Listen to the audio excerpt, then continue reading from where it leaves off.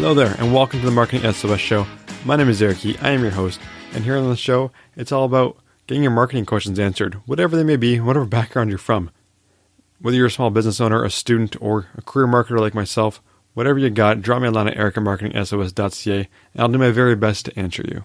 Again, that's eric@marketingsos.ca. That's .ca, not .co, not .com, .ca, because I am here based in Canada. And for everyone else out there listening who's not submitting a question, good vibes going out to you because the world's crazy right now and there's so much going on, and I hope you're all doing well. Hope you're all being safe, and hope you're all just being safe. So pivoting right along to the rest of the show, we have a question from Drew, who just landed a new gig. Congratulations, Drew, as the director of marketing at a new small-sized company. But with it comes a lot of challenges because Drew is a department of one, meaning he's the only guy in the marketing department, so he's not a director of a whole lot yet. But this is where Drew needs to build things up. He has a lot of changes he needs to make, and he needs help. Help from an outside agency or help from an army of freelancers. And he's wondering which direction to go with. So let's hear from Drew and this interesting problem just after this.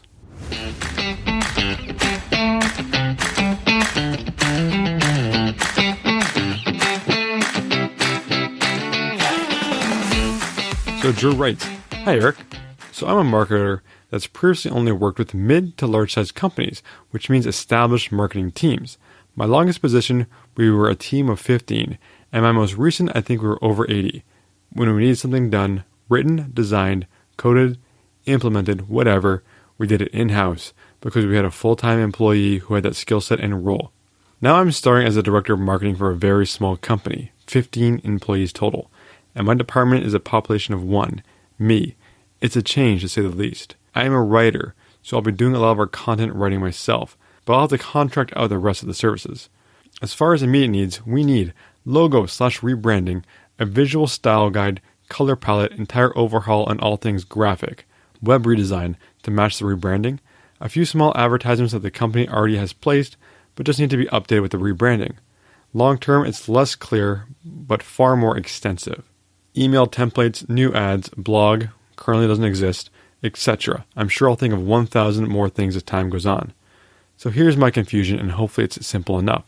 But I understand not one professional will be able to do all these things, particularly when it comes to designing the website and actually implementing the website, but also things like having someone produce a logo and therefore visual branding guidelines and passing that off to someone designing the website.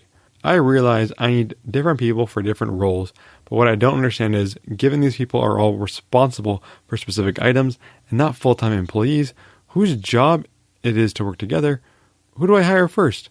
How do I facilitate handing off assets from one person to the other without making their jobs more complicated than what is fair to ask of a freelancer? I've worked with agencies in regards to running ads and managing budgets, but would it be easier to work with an agency who had all these roles in-house and could manage those handoffs internally, which is more what I'm used to? I would generally probably prefer to hire freelancers, but I don't want to overcomplicate a process that is already sounding a bit complicated. I would really appreciate any insight into how this process works when not everyone is under the same roof, being paid by the same company, whose job it is to work together, however necessary to create whatever needs to be created, whereas here it's all distinct entities working with one-off assignments. Thanks so much, Drew." Well, Drew, when it comes to hiring an army of freelancers, someone needs to coordinate everything, and as a department of one, it sounds like that's going to be you, buddy. There's a couple of ways you can go about this. You can try to have them all work together by including them on some emails, instructing them to hand off work to one another. This can get messy and largely depends on what your contract is with them. If you pay them by the hour and keep them on a retainer, they are more likely to work the way you want them to than a new freelancer from Upwork would. The most flexible option may just be for you to interact with all these freelancers individually and coordinate the flow of work between them, looping them in together when a project demands it. This way you keep track of where everything is at and have a better sense of those billable hours that will easily grow as they do. The real key here, Drew, is to find dependable freelancers that you can keep going back to. Think of a few ways to test these freelancers, to weed out the poor fits, like how easily they can understand and turn around work, and how well they communicate via email, Slack, whatever communication tools you want them to use. Now, in this scenario, you're going to need some kind of project management software to get a workflow going in place. Find a platform like Asana, and as you onboard new freelancers, you do all your communications through this platform to keep everything on track. Now, if you don't want to go with an army of freelancers, you can always find an agency that can help you with all these things. You can write up a request for proposal outlining everything you need, and these agencies will send you a proposal back with pricing for you to pick on. Now, this option, honestly, will probably be the easiest one to have less headaches, but just like freelancers, it's easy to pick a bad agency. There's lots of poor ones out there, or poor ones at communicating and missing deadlines.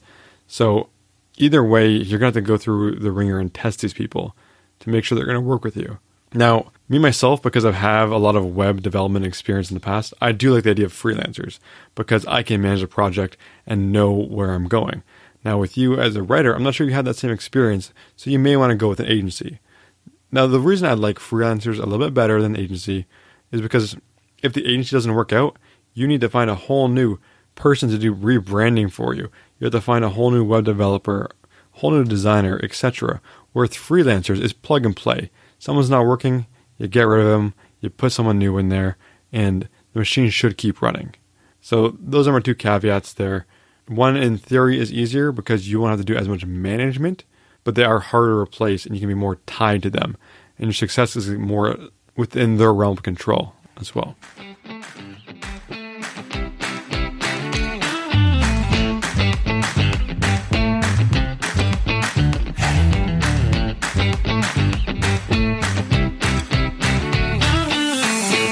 So Drew, thank you so much for the question. It's tough. Freelancers versus agency. I guess it largely depends on your budget, but also how much manual work and management you want to do yourself, and how versed you are in the web experience or the web domain, as it were.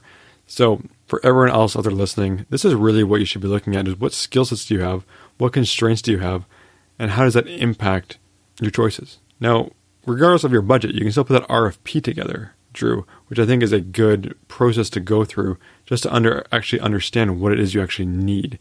You probably have some theoretical idea of what it is you need in your head, but getting it down on paper, thinking it through, and having other internal parties look at it and comment on it will definitely help you flesh out exactly what you need, which may help you even just going with freelancers, that option.